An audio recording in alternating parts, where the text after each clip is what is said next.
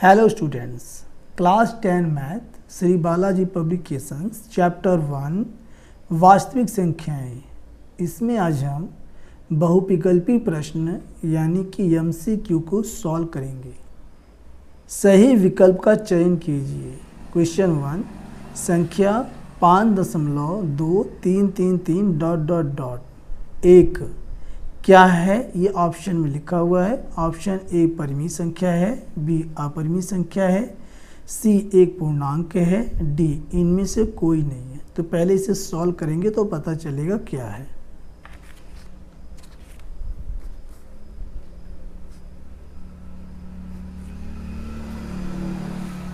Question 1, ये हमें दिया हुआ है संख्या, इसे हम मान लेंगे। माना x बराबर 5.2333 ... इक्वेशन नंबर 1।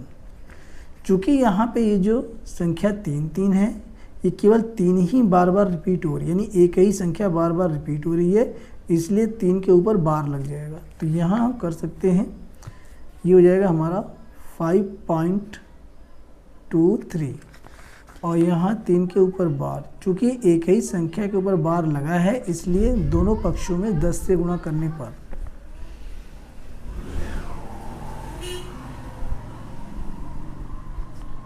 दोनों पक्षों में 10 से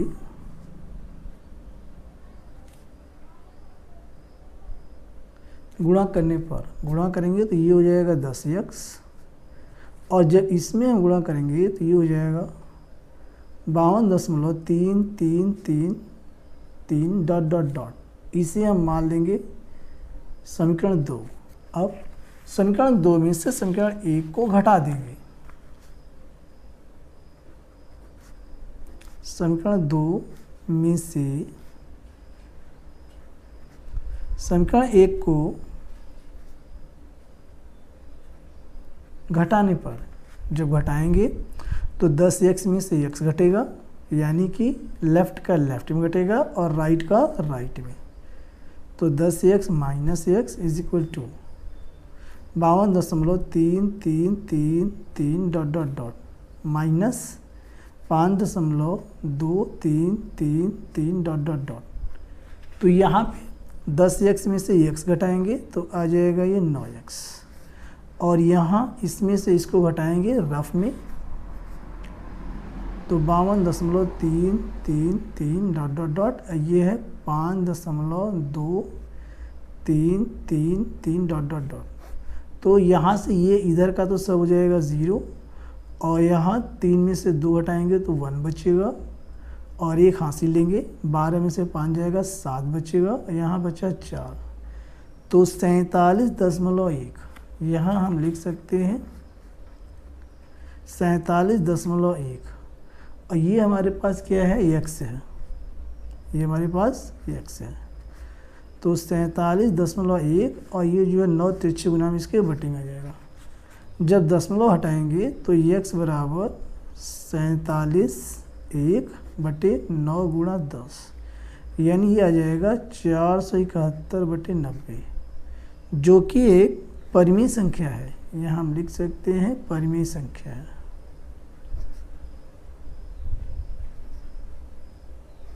और यहाँ पे ऑप्शन देखते हैं तो पहला ऑप्शन ए परिमेय संख्या है, सही है। ऑप्शन ए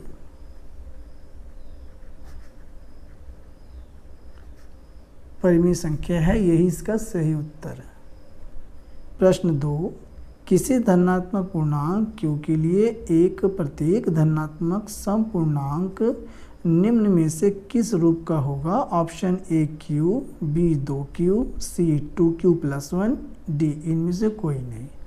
और यह प्रश्न NCERT एग्जाम्पलर में है और यूपी बोर्ड 2022 और 2023 में लगातार पूछा गया।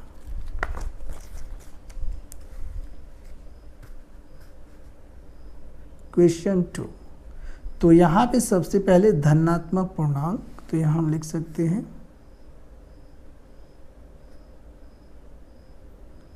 धनात्मक पूर्णांक, ये हमें दिया हुआ है q इज इक्वल टू, ये होता है 1 2 3 4 5 डॉट डॉट डॉट, यानी कि प्लस वाली संख्याएं, ठीक है, पॉजिटिव इंटीजर्स। अब यहाँ पे हमें क्या बनाना है, हमें ये कहा गया है कि एक प्रत्येक धनात्मक समपूर्णांक निम्न से किस रूप का होगा। तो यह जो है 2q के रूप का होता है, यानी कि 2q। जब 2q हम रखेंगे तो यहाँ पे देखिए, हम यहाँ q के स्थान पे ये 1 यहाँ पुट करेंगे, तो ये हो जाएगा, पहले 1 पुट करेंगे तो ये हो जाएगा 2 एकम 2 पुट करेंगे तो 2 दूना 4, 3 पुट करेंगे तो 2 3 6, 4 पुट करेंगे तो 4 दूना 8, 5 पुट करेंगे तो 5 दूना 10। यानी कहने का अर्थ है कि इसे चाहिए क्या, एक प्रत्येक धनात्मक समपूर्णांक चाहिए। तो यहाँ पे जो है समपूर्णांक यहाँ पे आ रहा है 2 4 6 8 10, ये सब धनात्मक समपूर्णांक है, डॉट डॉट डॉट आगे इसी प्रकार से आते रहेंगे। तो यहाँ पे हम कह सकते हैं कि धनात्मक समपूर्णांक का जो फॉर्म होगा वह 2q के रूप का होगा। तो यहाँ पे जो ऑप्शन है, ऑप्शन चेक करते हैं, तो ऑप्शन में बी 2q यही इसका सही उत्तर है। यहाँ हम लिख सकते हैं ऑप्शन बी 2q, ये इसका राइट आंसर है। प्रश्न 3, निम्न में कौन सा युग्म सह अभाज्य संख्या है। और यह प्रश्न यूपी बोर्ड 2020-2023 में पूछा गया। तो ऑप्शन ए है 1435, बी है 1825 और सी है 3143 और डी है 3262। तो पहले हम सह अभाज्य संख्या को ही समझ लेते हैं कि इसकी परिभाषा क्या है। क्वेश्चन 3, सह अभाज्य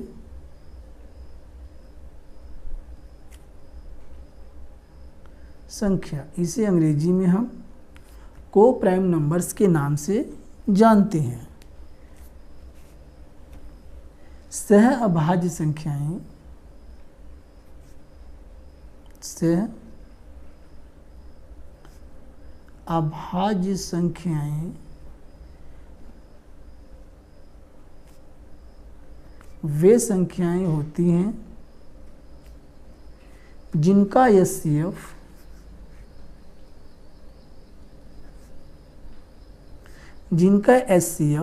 या सबसे बड़ा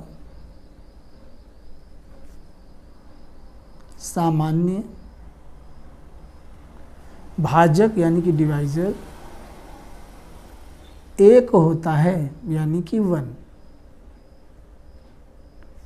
1 होता है। इसका अर्थ है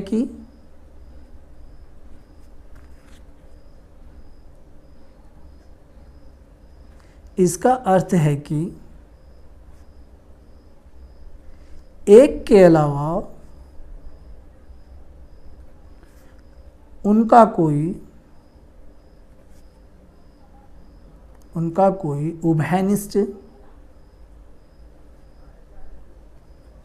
उभयनिष्ठ गुणनखंड नहीं होता है, गुणनखंड नहीं होता है। तो ये यहाँ से हमें पता लग गया कि सह अभाज्य संख्या क्या होती है, यानी कि 2 संख्याओं का HCF 1 होगा और एक के अलावा कोई भी उसमें सार्वगुणनखंड नहीं होगा।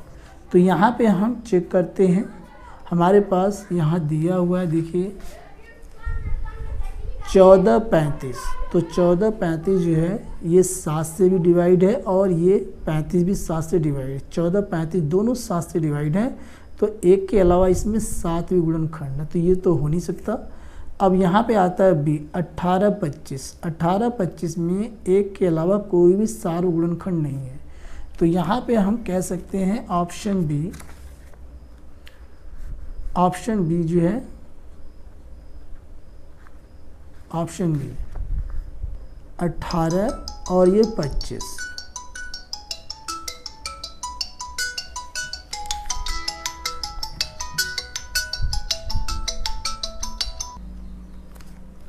Option B 18 25। तो इसमें जो सार्वगुणनखंड है वह केवल 1 है, यानी कि इनका जो HCF है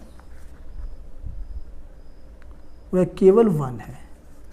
अब यहाँ पे देखते हैं अगला ऑप्शन, ऑप्शन सी 3143।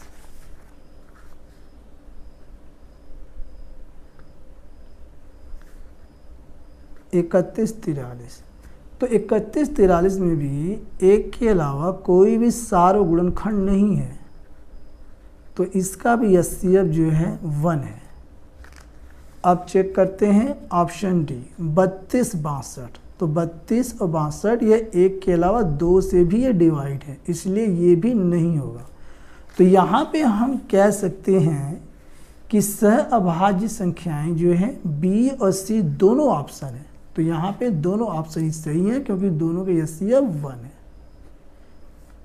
ये इसका राइट आंसर है। प्रश्न 4, 15, 18 तथा 24 का एलसीएम है। इसका हमें एलसीएम बताना है और यह यूपी बोर्ड 2020 में पूछा गया। और इसका ऑप्शन है ऑप्शन ए 90, बी 120, सी 240 और डी 360। 15, 18 और 24 का हम कर देंगे गुणनखंड।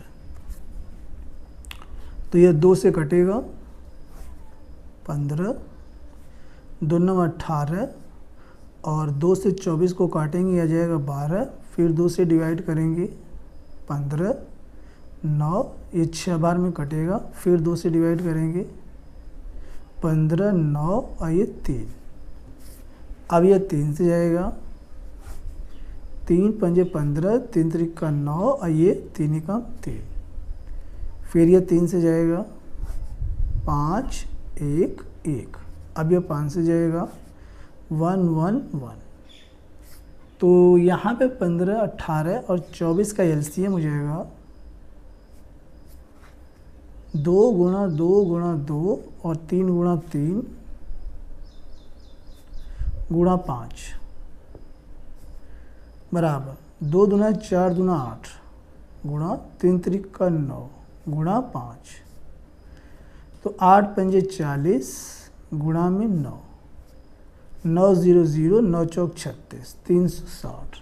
तो यहाँ पे एलसीएम आ गया 360।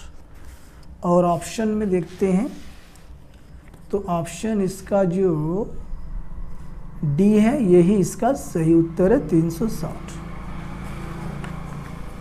तो हम लिख सकते हैं ऑप्शन डी इसका करेक्ट आंसर है।